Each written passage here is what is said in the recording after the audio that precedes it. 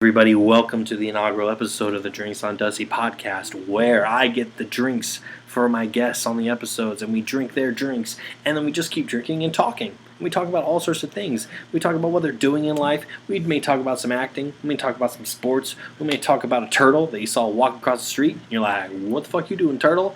Get out. That shell gonna break. The car or something. We don't know. But we're gonna talk about anything that comes up. So for our first guests on our first episode is my good friends Emily Griffith and Olivia Griffin, who are actresses in New York City, who are also writers, directors, creators, vloggers. They do everything, okay? They do so many different things. So we're really happy to have them as our first episode. We're going to talk about a bunch of different things. Their drink of choice, Prosecco. We're going to talk about relationships. We're going to talk about auditioning as non-equity females in New York City. We're going to be talking about Em and I's date that we had. What? That shit's crazy. We're going to talk about that. And then this episode is going to be part one of a two-part series because we just kept talking and drinking and we had a good old time. So we're going to keep doing that. So for this episodes that we recorded off of Zoom. So we're trying it out and try it out. We're going to see how it works and hope you guys enjoy it. So please enjoy part one of the Liv and M's episode of Drinks on Dusty, all right? Pow! Let's go, Drinks on Dusty, let's start the show. Drinks on Dusty, coming in hot, coming in to blow up the spot. The guests be picking, what we be drinking, we don't know what Dusty is thinking. We are here to have a good time, see where the combo may just climb. Sit back, put your drinks up, go on y'all, fill up your cup. Drinks on Dusty, let's go. Come on y'all, start the show. Oh no. Woo!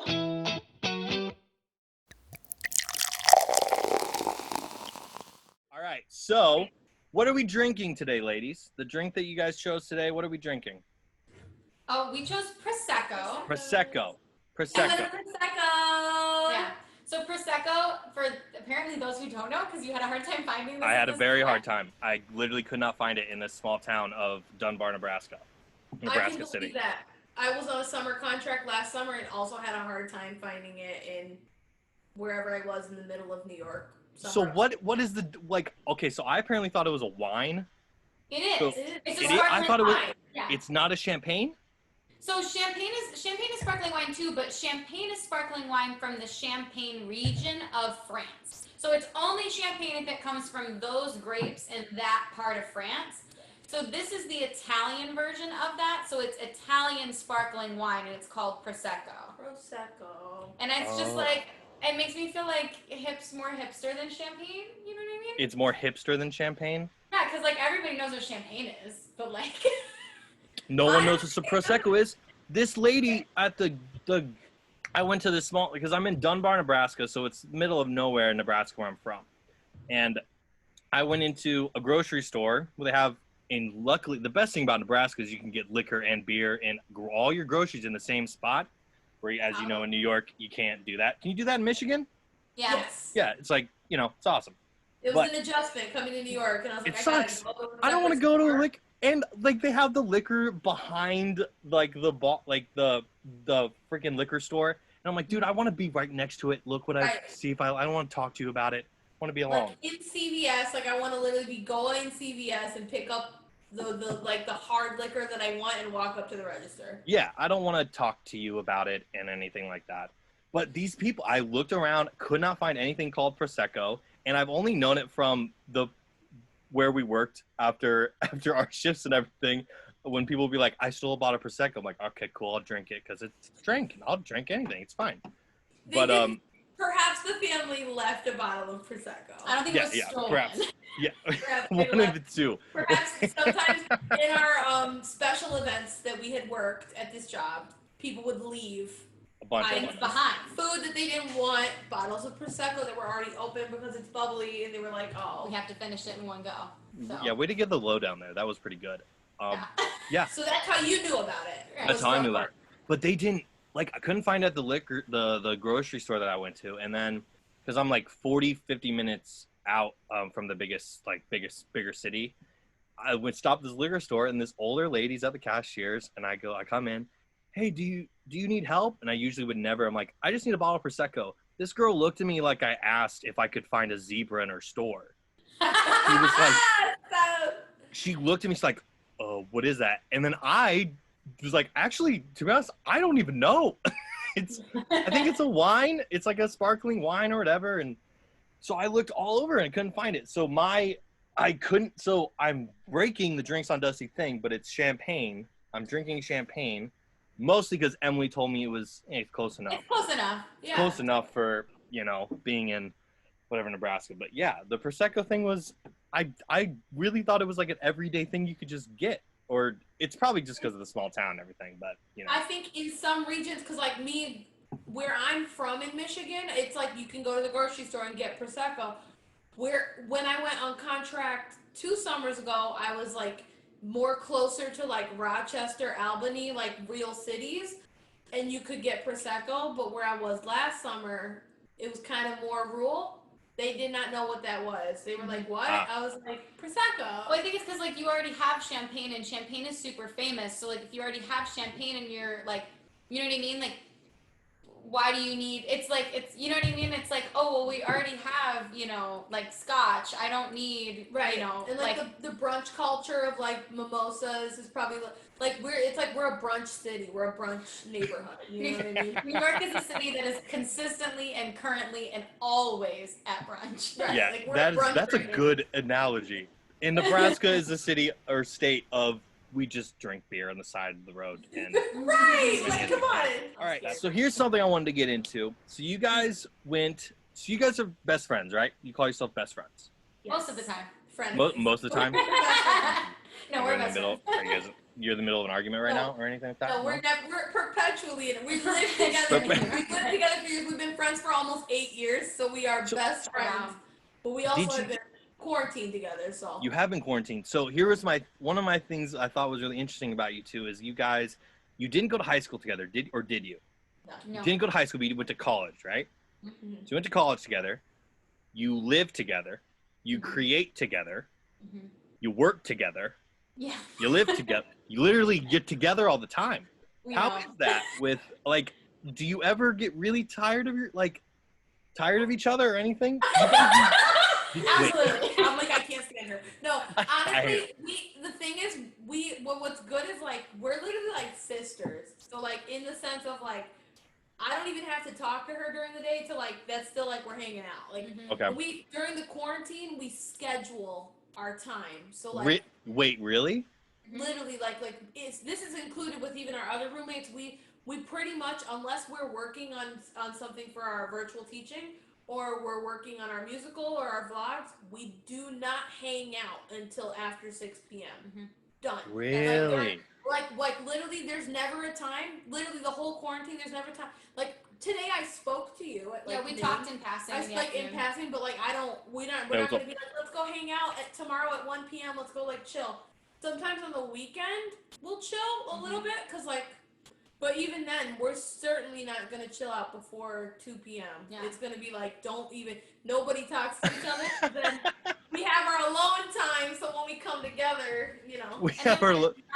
when it's not quarantine, it's kind of a similar thing where like we're pretty good about. I mean, and also knowing each other for so long, we know what each other's like times to talk to each other are like, and that's grown since we moved to New York because we didn't live together until we moved here.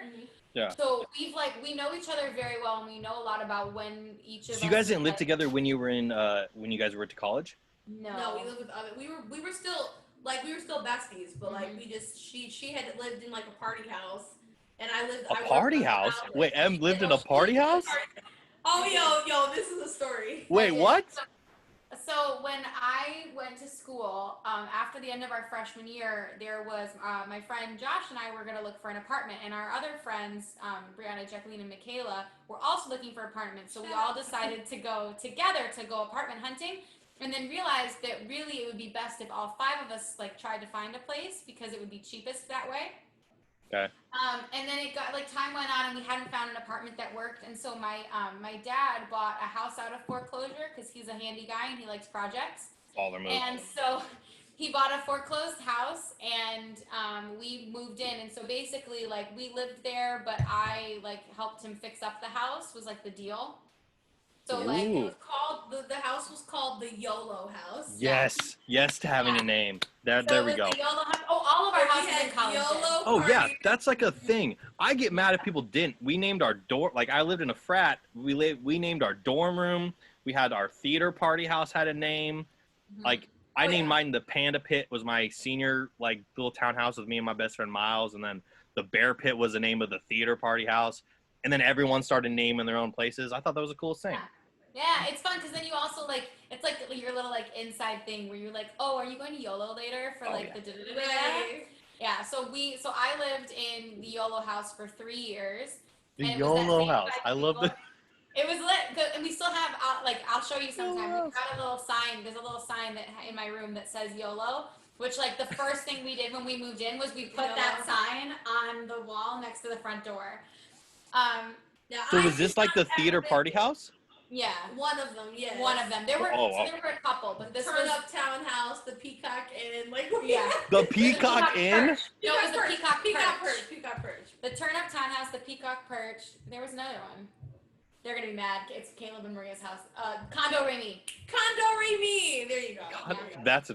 that's an awesome name. That's a very Yeah. cool name. We're So not that I suave. worked for housing, and this time I was like that For person. your campus live? Yeah, so I worked on campus and for housing from the 3 years that she lived in the Yellow House. I was working for housing, so I was getting discounted things at the dorms. Then I lived in the on-campus apartments.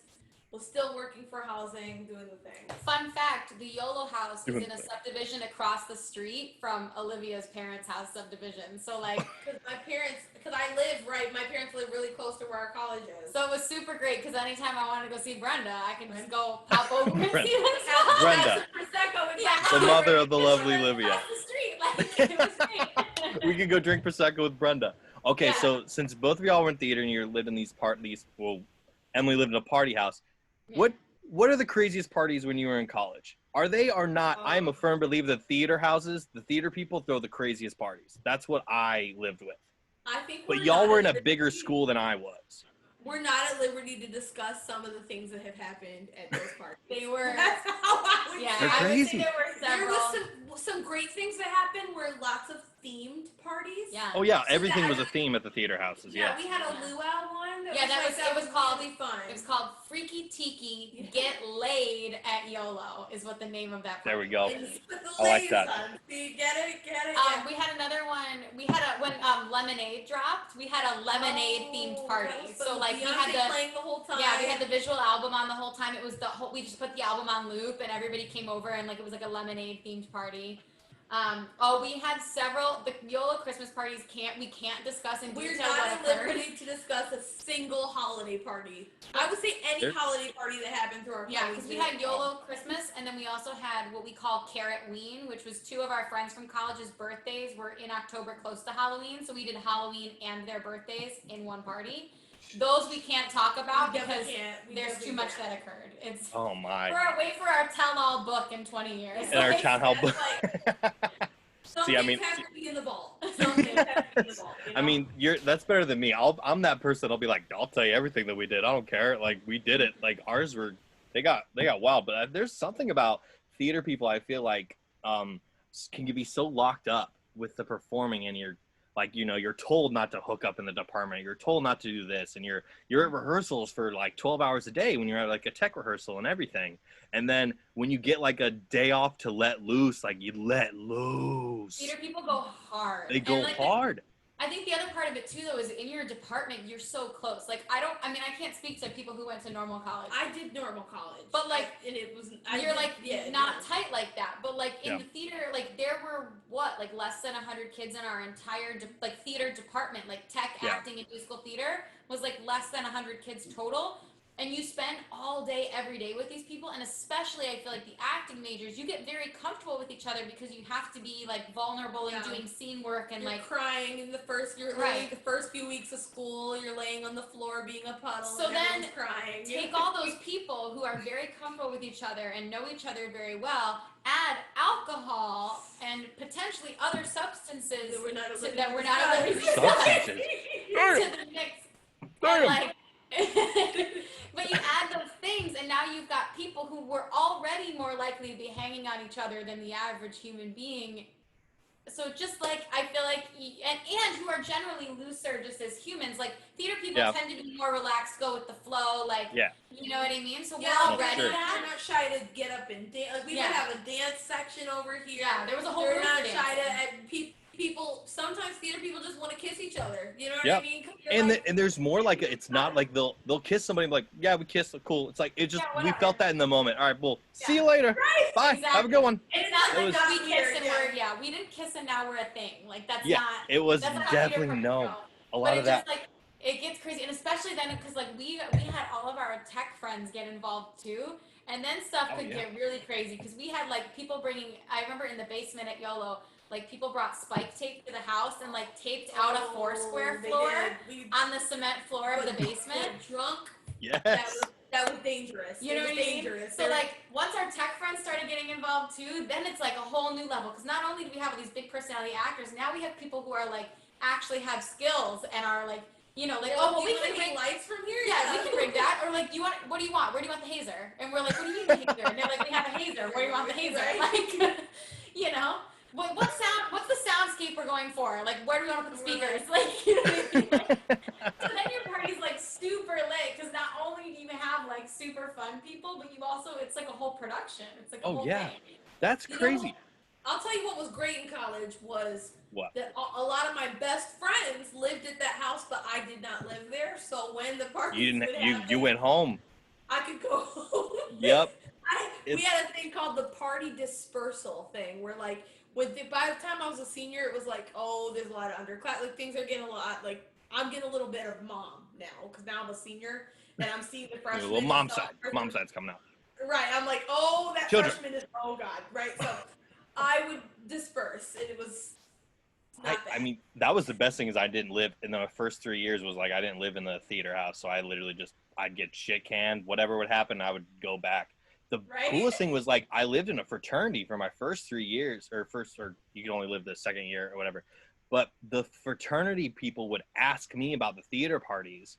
Like they would always make fun of you for like, oh, you're a theater guy, and I'm like, okay, dude, all right, whatever. But then when the party time would come on Friday, Saturday nights, they'd be like, Dustin, where's the theater party at? Can we go? That theater party. I'm like, no, you can't go. You can't go. You don't get to come. No, I'm going to be the straight frat guy at the theater party, and you don't get to come. No. It was like a thing because they would get so crazy. Yeah. But well, we had a few people who weren't in the department per se, but were connected in some way. Like they were siblings or they were like whatever. Group, yeah. And so those people would come to our parties and that was great because it was like fresh blood. And some of those people ended up being like the best, like I don't know, like they would stay and help clean up, or like they would, you know what I mean? Then like they would sleep on your couch that night because they should not drive home and they knew better, so they would sleep on your couch because we don't drink and drive, kids. And there we go. PSA. Don't drink drive. PSA. Don't drink and drive. Don't drink and drive. And then they would like clean up though the next morning, and I would get up like ready to like, okay, gotta go like clean up all the destruction, and it would already be done because like some of these really cool people were like helping us out because they were just happy to be there. So that I don't know, there was cool stuff. It was like a cool community thing. Yeah, well, you get the selective group, the selective people that are non-theater people. They have to go through a process of being like, but I know Dustin, and he's the guy. Yeah, I like to pretend I'm the guy a lot. I was never. I'm not that cool. But we'd be like, who is that? They're like, they're a minor. I'm like, okay. Oh, okay.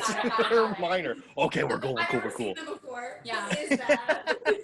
Yeah, who is that? Oh, they're so and so's boyfriend who they met. I mean, great. Okay, yeah, that's awesome. Oh my gosh. All right, so let's talk a little bit. So you guys are actresses, musical creators, all this kind of stuff. You guys are doing amazing things. What is moving to New York been like since starting all this theater and everything and acting and all that kind of stuff? How have you guys felt since being here?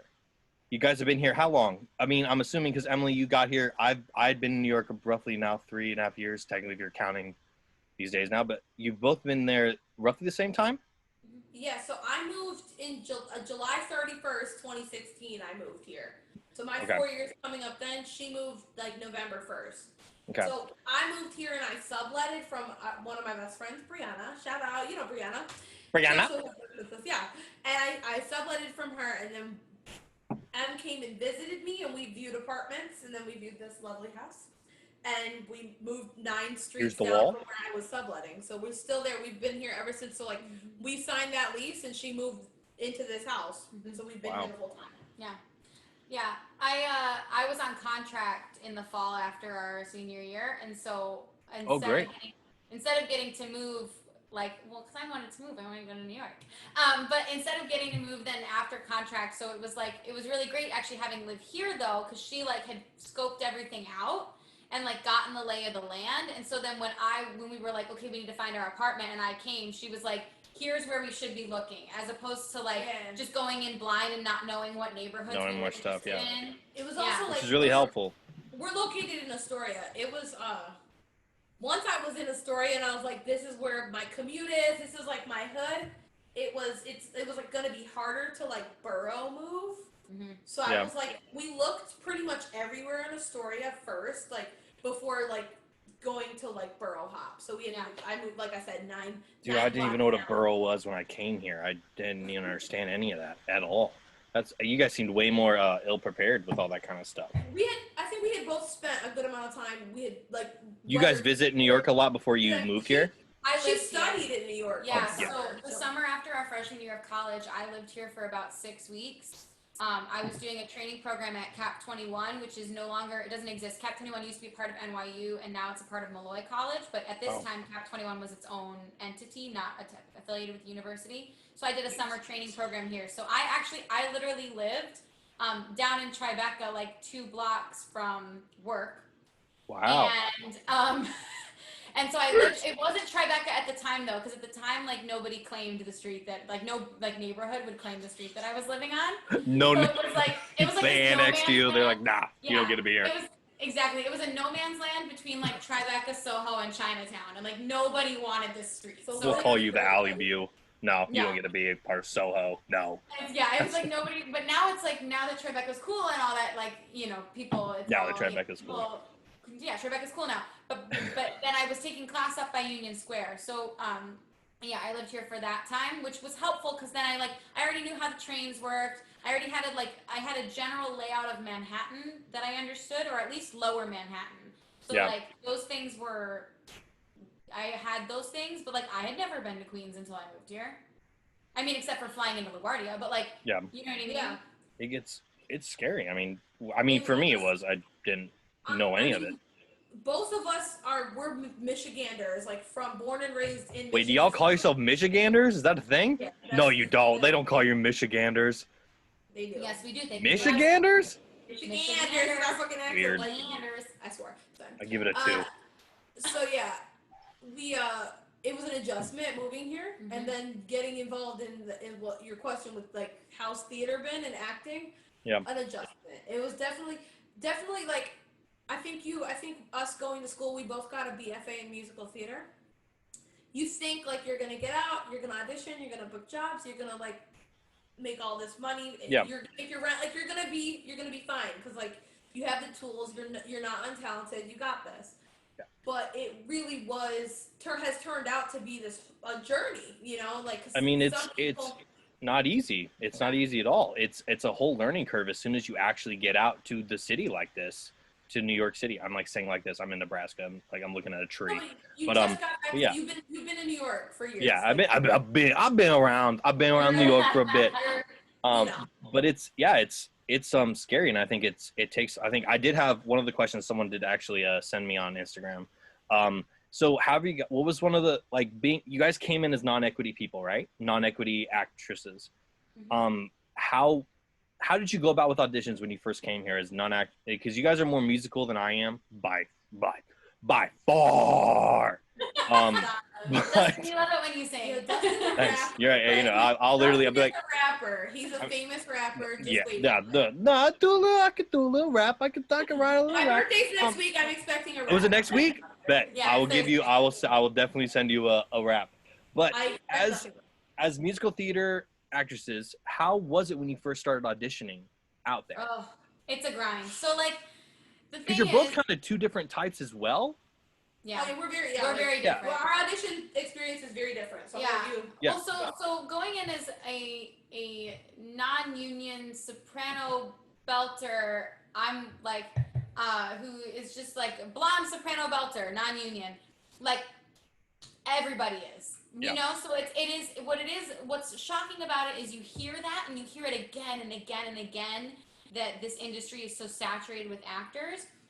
But I don't think it really sets in until you attend your first open call and you walk in and you sit down and you expect there to be like 300 girls, and there are, but they all look like you, or they're all wearing the same outfit, or they're all singing the same 3 cuts or whatever. So is that discouraging for you, Em? When you go into audition for stuff like that?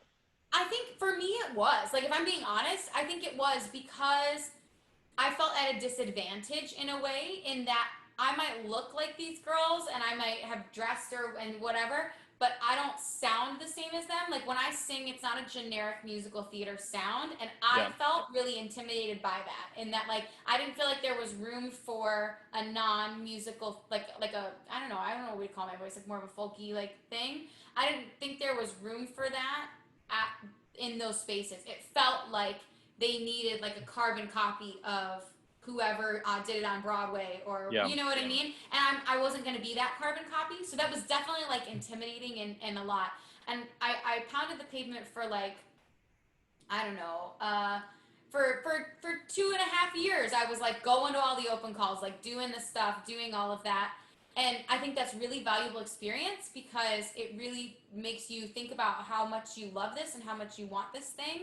And it teaches you to be able to sing at the drop of a hat, because you might not get a warm up. And you might have been standing outside in the cold for 2 hours, and there's 100 people in this room, and you might be sitting on the floor. Like, there's a lot of things factors like that. to it, Yeah, and that's very valuable experience. And I think I'm grateful for it, but I think as I've gone through this experience now, I've moved to a place where I've decided to pursue projects that I'm really passionate about first. You know what I mean? But I think when you get here, you got to do everything. You have to try everything, go to every audition. Yeah, you have to put your foot in. You have to get your feet wet, and you have to dive into it. Really, you have there might be things that you didn't even know that you would like, that you go and audition for. That, you know what I mean? Like, so you have to try everything, because New York is full of so much stuff that the rest of the world doesn't have theatrically. So try everything, and then you'll know where you love to be. You know what I mean? Truly where you love to be, because you think you know before you get here, but I really think once you get here, you learn that. Yeah, I mean, anyone can tell you how they think you should. I mean, before you come to New York as an upperclassman, and I'm assuming you guys have dealt with that too, and professors and everything, they ask you what are the auditions like? How are we going to do this? You can only say so much, but you have to go out and do it, and you have to see it for yourself. You have to see those crazy ass open calls that are ridiculous as a non-equity person. You're like, am I ever going to get seen? But you have to at least try, and you have to see. And if it's not for you, it's not for you. And then you figure out whatever. But yeah, you're totally right. Liv, how was your audition process like when you came here? Yeah, my process. So I was lucky from my college showcase. I got an agent. So when I moved here, Well, I hate you a little bit. So well, it's also not luck. It's also like talent and a lot of hard work, and like for sure, and like having your marketing and stuff together. Like, I had stuff together. Did you feel? Yeah, you felt like you were really prepared when you came out of college with all that stuff. So here's the thing, kids. So I moved to Here's the thing, kiddos. You know, within a week from New York, I did my meetings with like the top agents that I had wanted. I signed with the agent that I wanted, and I was like, all right, I have an agent. But I was non-union, no EMC points, non-act. I was like, I'm gonna go book stuff. I've got this.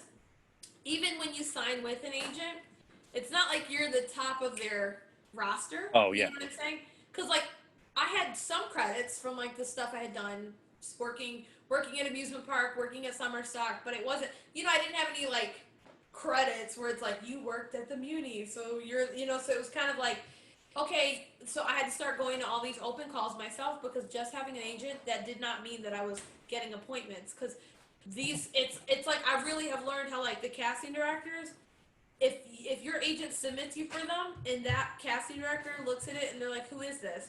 They might not give you an appointment because they're like, well, I don't know this person. Because a lot of people think that if you have the agent, it's like a go-to, I get all the auditions now. It's like a goal to have an agent, and it is if it's the right agent for you. Yeah. But sometimes you can have an agent and it doesn't mean anything, or it's just I haven't worked for 3 years. I've had people in the shows that I've done that have told me that. So yeah.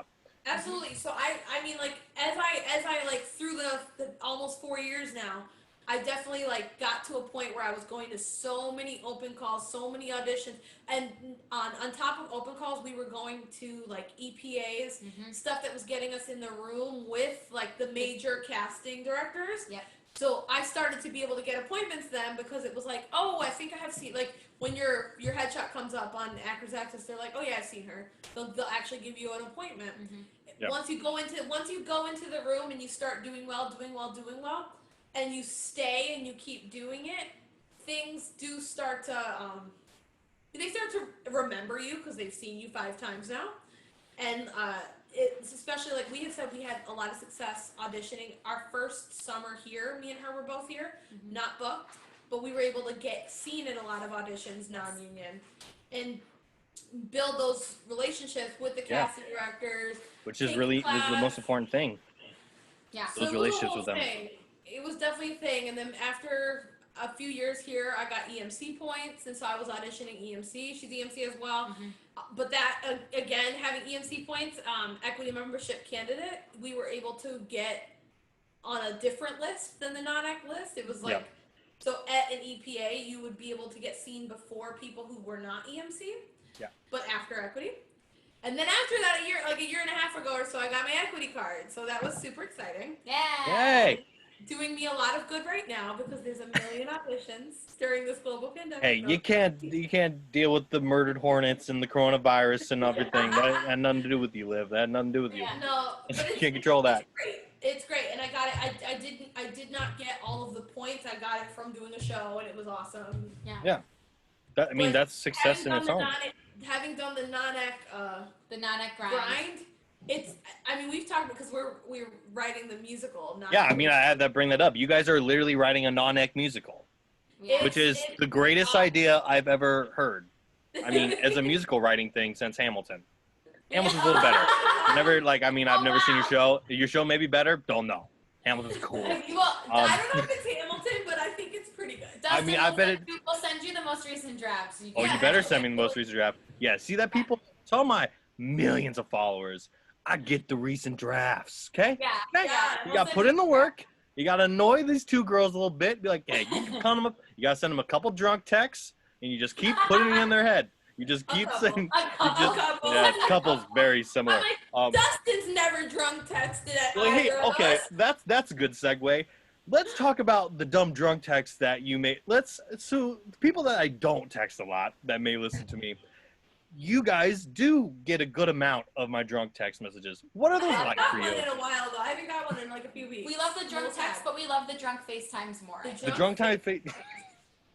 That became a thing during the quarantine. You guys were like, Dusty over here with us. Oh yeah, I refused to let St. Patrick's Day go to waste. I was like, I'm gonna still do what I I love it. Life is a party. Honestly, I love it. Like it's fun. and I don't know, if you don't have people in your life that you can send a drunk text to when you're like having a good buzz going, like who are you friends with? You know seriously. what I mean? Like you should have people in your life that you can share that joy with, and who, no matter how drunk or sober they are, they'll take it. I drunk texted him last weekend. Yeah, Liv did. Margarita night. I did. Wait. I felt like something went wrong. I was like, wait, what? Because I was like completely sober. I was like, wait, what happened? I just want to say hi. We had a real rough night with some margaritas last week. I was in charge of making the margaritas, and I can't do margaritas that well. Margaritas are not my thing at all. The problem was I had the idea we got the idea from a friend to make blackberry margaritas. So I'm telling you, I couldn't taste the liquor. So I was like, I was taste testing it, and I was like, I had the rest of the fifth. I was like, It was the drunkest I've been since New Year's, probably. It was. That was? Yeah. It was rough. Oh my gosh. Hey. We love a good drunk text from Dustin, though. I texted him Dustin. I texted him an emoji of Elmo. He said, "What's up?" I said, "You're the man. I'm drunk. I'm sorry. Just saying." I mean, and I was just like, all right, cool, let's talk, because I know what that is. I'm like, let's talk. I'm fine. I'm here for you. I'm here. I understand. My drunk texts are a lot of misspelled words and a lot of things that I feel at that moment or something. It makes no damn sense. If I scrolled up, I would find some Dustin. And you wouldn't have to scroll up too far, Liv. You wouldn't have to scroll up too far. No, they're great. We love them. How much drinking have you guys been doing during this quarantine? A fair amount. I think at the start of the quarantine, we were not controlling how much we were drinking. There's no set days. We were going through those battles during the week even. Like, Taking days off, yep. But again, a global pandemic had just happened and everybody was let go and it was drama. I think no one can judge anybody about anything right now until December, maybe. And who knows if worlds keep going during December. But I mean, like this that. is like we're in a new realm. Like, it's, Yeah. but we have I think we've not cut back, but I think mostly like every weekend we know we're gonna drink it. Like tomorrow we're having like everybody's been our whole friend group, meaning me, her, our other roommate, and our best friend who lives down the street, Jason. The four of us plan these nights. You know Jason. I know Jason, yeah. I know Jason. Hate him. It's fine. Why do you hate Jason? Oh my God, what did Jason do to you? Well, I don't know. I don't hate him. I never hate him. He's a good but guy. He's definitely a good guy. You met Jason at whatever parties and stuff, yeah. Ooh, hey, my listeners, I actually couldn't remember who Jason was, and don't even know who you're talking about. And if I did, okay. Justin, I'll send you a picture of a party that you were at that Jason. I'm pretty sure there's multiple pictures of him in a group photo with you. Yes. We'll send those your way. I am the worst at remembering who people are if I don't have I'm so bad at it. I can never remember. I never can. I'm like, dude, if I met you at a party, man, I just drink until I'm able to talk to people. All right. Our friend group is me, her, Becca, who you know from online dating. Oh yeah, she didn't pick me. That's fine. It's fine. It's fine. It's okay, guys. Sometimes you don't get picked. It's whatever. Listen. You then think about what's wrong with you and like everything that's for the entire record, Dustin gave us so much good footage for that. If you guys don't know what we're talking about, we are talking about our episode of Virtually in Love, which is on our YouTube channel. Live in M. You search Live in M. Making our way post BFA. Yep, that's don't promote your stuff on my podcast, okay? This is about my podcast. Dustin, I'm promoting stuff you're in. Drinks with Dusty, okay? Drinks with Dusty. We put together a little like virtual dating thing called Virtually in Love, and Dustin was a wonderful contestant, and he gave us so much footage to work with. Honestly, I could have made a whole episode just called the many faces of Dustin. It could have been like a 10-minute episode on its own. The many faces of Dustin. That's very kind of you. The many faces of Dustin. It's literally everything that you could when you're editing something, all you want is to have all of the options available to you so you can make a million decisions. And it was, I could have made a whole video from all of the options you sent us. So. Yeah, I tried really hard. So transition, virtual dating in New York City, which is going to get to our whatever topic about fishes. Oh, fish pictures, fish pictures, which is our. We're going to talk about it. But I think, to lead into it. Open another bottle. So you talk to Liv for 2 That's seconds cool. to get Go ahead. more Prosecco. Yeah, we're talking about dating in New York City. Okay, so so you're single currently now, right, Olivia? If you don't mind me putting it on blast. I did Facebook creep. She's single. And we're interested in the fellas, right? Yes, I'm interested in both, but definitely guys. She's interested in both. So Yeah. she's available. She's awesome. I'm Go for it. available. What has dating been like in New York City for you? Did you come to New York City single or in a relationship? I came here single, younger than I am now, So I was just off of a summer contract, ready to go out and drink and party and meet people and have crazy experiences. I was getting a little fiery when I first got here. A little fiery. A few months in, I got in a relationship and dated him for a year.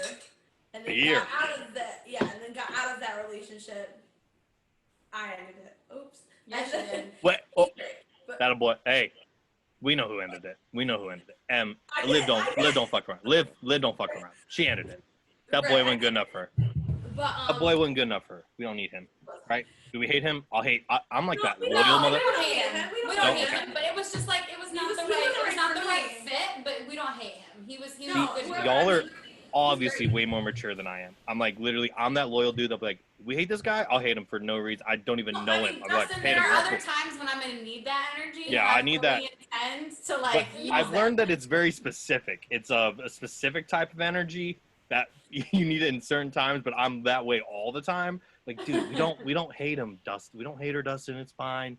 But no, I will never talk to her again. I didn't talk to one girl. I mean, My friend broke up with some girl, and I just didn't talk to her. He's like, he was talking to him like, wait, are we allowed to talk to her again? He's like, dude, what are you talking about? You could talk to her whenever you wanted. I'm like, nah, dude, I thought we hated her. I was like, I exiled her from my life. Like, that's how it works. I'm a bro. I'm a bro first.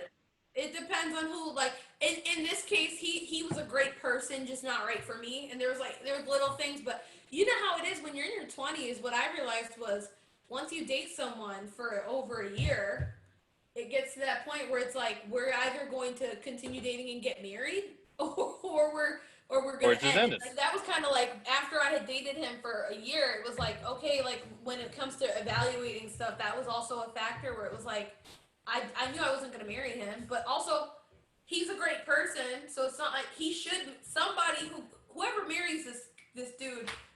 He knows who he is. Whoever marries you is lucky because you're a catch. Good guy. But you're just like me and you weren't gonna get married, but we could have ended up dating. We could be dating right now and just be like amicable boyfriend girlfriend, have a good time. Is But that the song amicable? This is. Amicable and just walk is it it. down the street. So, moral of the story is, I've been single ever since then. I've had some good times. Online dating, contract stuff has happened. Just Dating in New York City is. Take another sip of that. You chug a little bit more. Dating in New York City is a pain in the ass, or it's a lot harder than it It's is. awful. It's the worst. yeah, well, I found being in a relationship was really hard because I live in Queens and my boyfriend at the time lived in Brooklyn. Therefore, Isn't that crazy? Like, you're We were still in the long same distance. city, but a borough is long distance. If you don't live in the same borough as me, I'm like, dude, I ain't going to Brooklyn. Like, get out of here. it was a commitment. Like literally, like by the time you're like you're comfortable, you're staying at each other's houses and stuff. It was like such a drag because I'd be like, Yeah. it's gonna take me over an hour to get to his house. So once I'm there, I gotta just stay. So now I gotta bring all this stuff to his house, and we've only been dating a few months. But what it takes to stay over someone, you know what I mean? And then the next morning. The next day, even if you're going to work, like you gotta go over an hour back to your house. It's like, oh my god. Moral of the story: commuting can break up a relationship in New York City for sure. Truth. Like, Oh, with online dating, that's like I will literally look at guys or online and be like, oh, he's really, but you know what? He lives here, so like, not gonna work. And just like, not gonna work. Em, how's dating in New York City been for you? You know, I don't do a whole lot of drink. Wait, she needs to take a swig before she talks. Take a nice gulp. So, I mean, my whole thing has been like this. It's been a journey. Love life for Emma Michelle has been a journey. You can say that. It's been an arduous journey. It's kind of been like the Lord of the Rings kind of journey. There we go. Lots of violence, lots of all of that. But Wait, who are you from Lord of the Rings then? Who? Wait. So if I was in Lord of the Rings, no. Oh, she's Gollum. Okay, well, like in my soul, yeah.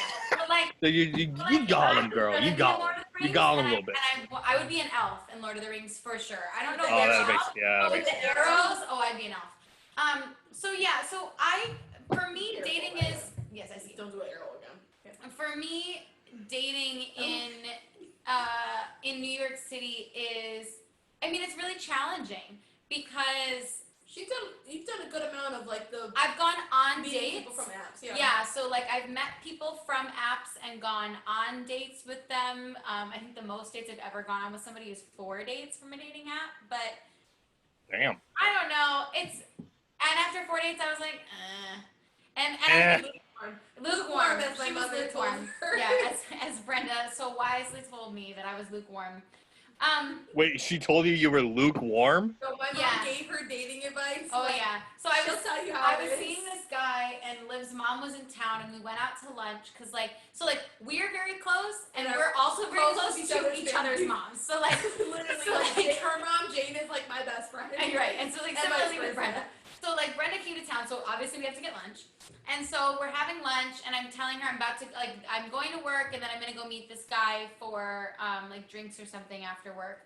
And I'm talking, and Brenda's asking about the guy, and I'm telling her about him, and she's like, "You shouldn't date this guy." And I go, "What? Why?" And I was sitting there like getting my drink, like, oh god. she goes, "Cause you're lukewarm about him."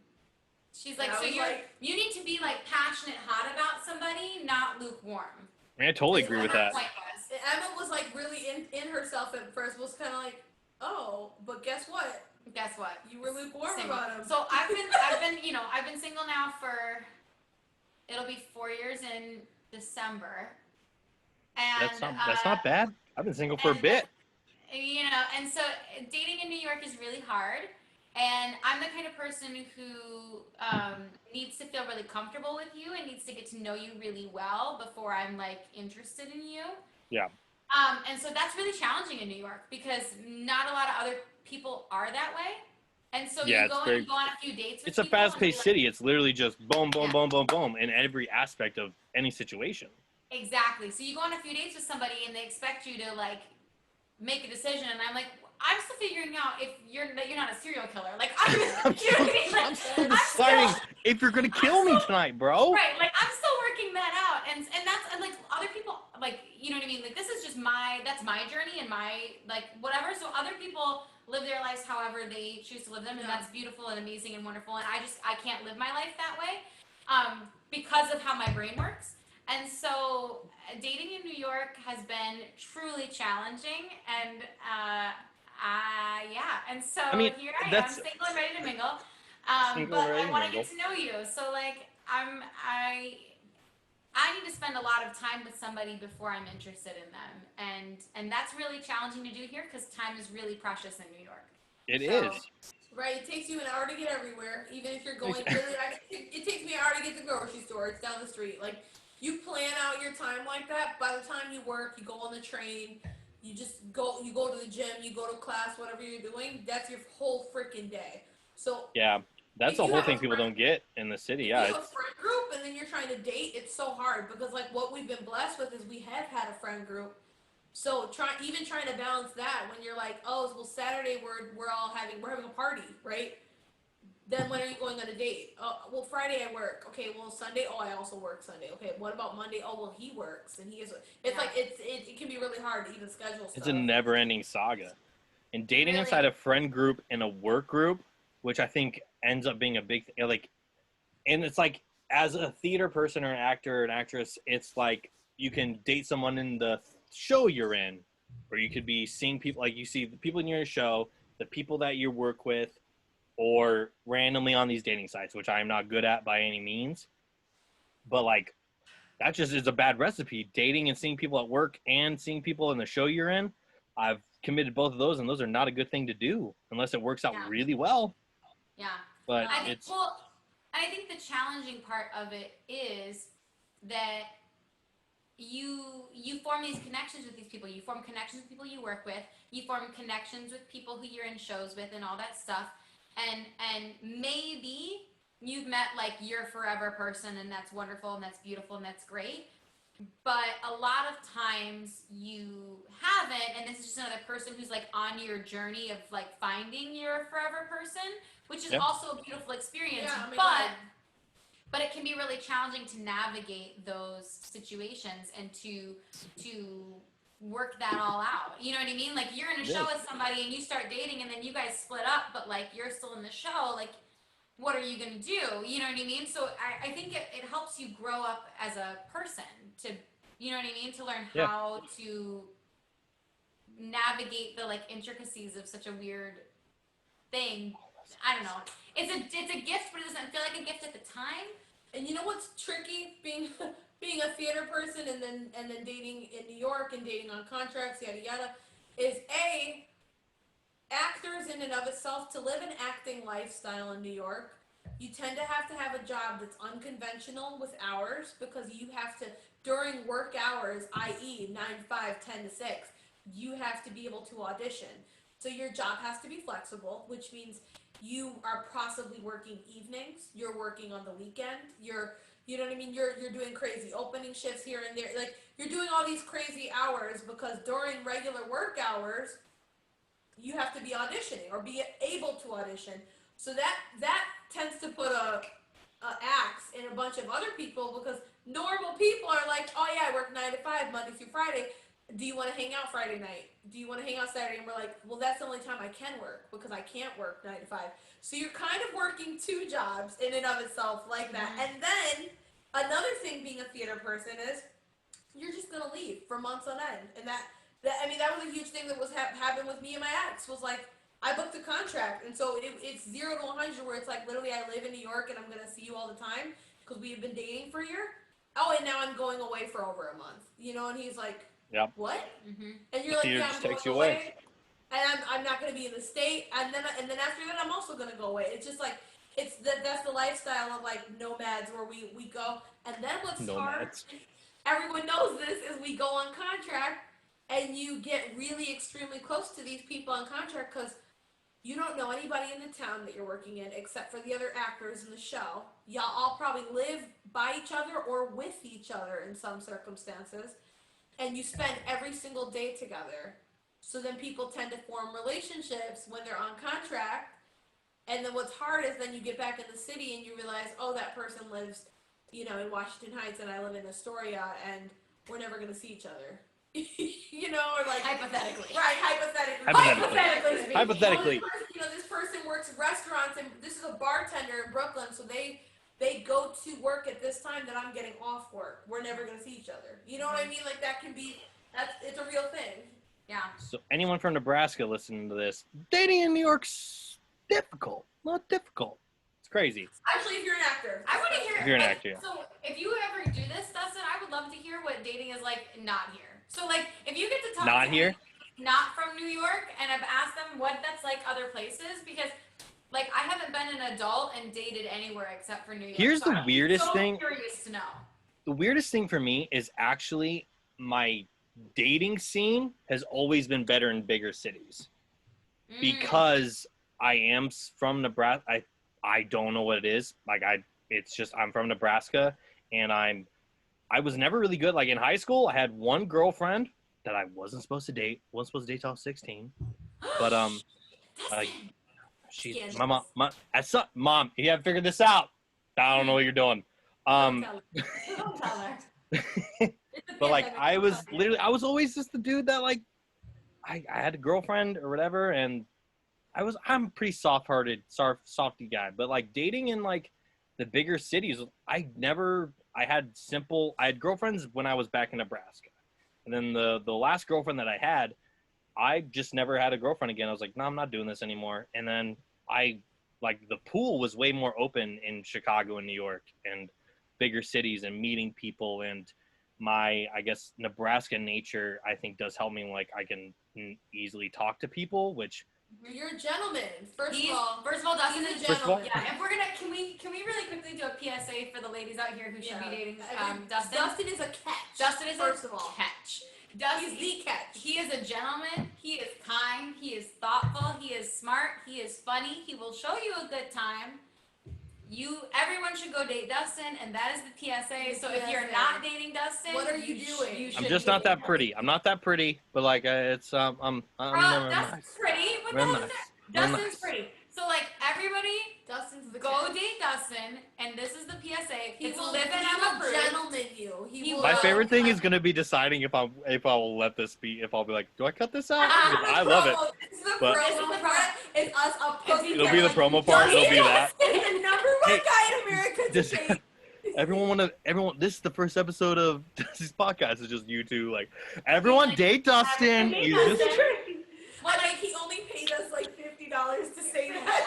But if ever there were two girls more in Dustin's corner, it's the two of us. So I'm in Dustin's corner. No, Dustin Thank is you. a gentleman. he is a catch. Whoever Yes. gets Dustin. Olivia's been saying that since we moved here. Honestly, since she met you. I She's been have. saying I that. was like, Dustin. I mean, I know. I do. Emily is, or Olivia has pushed me in. Okay, I wasn't. All right. So I think this would be a fun. I thought. Uh-oh. Oh no. I don't like No. that face on. We don't have.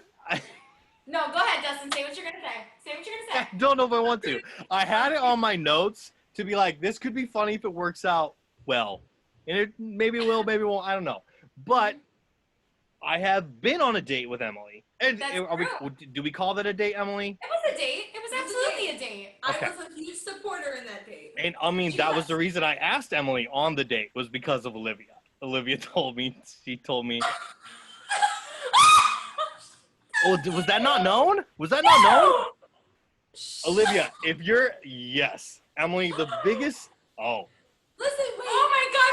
Okay, go away. Dustin and I need to talk for a minute. So I would work with him and be like, I think you should. I was a supporter. No. Here's the biggest thing. All right. All right. We can literally, if this doesn't work, I'll cut it out. I literally don't care. Dustin, love you to pieces. I'm happy to have any conversation with you anytime. I am too. Okay, cool. Great. The biggest thing is, so I had a crush on Emily since we started work. I remember sitting at the stupid HR thing, and I remember looking, I was like, that girl's cute. Because my first thing I ever do if I'm in a new situation, I do look around, I see a girl, I'm like, all right, which one do I actually think is really cute? Just the natural thing I do, I guess, or whatever it is. She's also a catch. There you go. She's a catch. Emily is also a catch. Yes. But whatever it was. So I'd always had a crush. I remember at some point, do you remember that the first holiday party we went to? Uh-huh. So my friend Kamisha was who got me the job. She was like my best friend at the time. Who's like some big TV star now, apparently. But I remember her. Yeah. She knew that I had a crush or whatever on you, and she would want me to go talk to her, and I was too much of a chance to go. For you. I remember Oh, this. yeah. She very much was. Aside. Oh, yeah. So whatever. Nothing ever came of it, and I'm very timid when it comes to girls I think are very pretty. I'm like, I don't know. I'm the weirdest dude. I don't know how to do it. Like, if the confident side of me sometimes, I don't even know when that comes out at all. But I'm very timid around girls I think are really pretty. But all this happened. So this is whatever later, like Em and I would like text or whatever sometimes, and like I would just never pull a trigger or anything like that. Olivia, I had like given up. This is after the gala, because I remember this specifically. It was after. Well, this was that awards. That was just the Tony Award thing that happened. After that, I'm not even sure how clear I remember this, but I do remember kind of coaching you on. Oh yeah. Oh, okay. You didn't coach me, Liv. You literally told me. You said. So I'd given up at this point. I literally was like, all right, I'm just not gonna ask her out. And you came up to me and you go, Dustin, come here. And wait, at the gala you did that? Yes, this was. Yes, you don't have to remember this. This is actually something I remember. And so we're walking after the Tony Awards ceremony thing that had happened. So we're walking out, and Olivia came up to me. Did you and I not leave together? We did leave together. We went to that one bar or whatever, but before that happened, before we left the whatever to go to the bar, Olivia pulled me aside and said, hey, Emily's into you, need to ask her out. I did not say that. Olivia, yes you did. But, to be fair, now listen. Now, that may not have been your exact word. Dustin, let me stand up for my part. This is what I believed at the moment. So Emily is, like, she's hard to crack. Like, she shells around herself. So she's a fucking... Honestly, I genuinely did think, I was like, oh, you're into him. And so I was like, you need to just, because she's not going to make the move. So that's true. I wouldn't make the move. She's not. That's true. And I did genuinely, I was like, because like she's the type of person, if she is into someone, she won't necessarily tell me or anyone. She'll be like, I'm going to go in my room and, and think by myself. So there's Let me think for myself for a little bit. But I, as an observer, was like, she's into you. Yeah, And well, you told me that. And okay, then so she tells you that, and then the alcohol gave me. I drank a little bit more that night, and that was the first time. Me that night. Oh, Yep. And that was the first. That was me like saying. I don't remember exactly what I said. I think on the lines of literally saying, "Hey, would you want to go out sometime?" or something like that. I don't know exactly what I said at all. You said, "Hey, you and me should go out sometime." There we go. And I said, that sounds more like I said, my response was, "Oh, sure." And you were like, "Sure?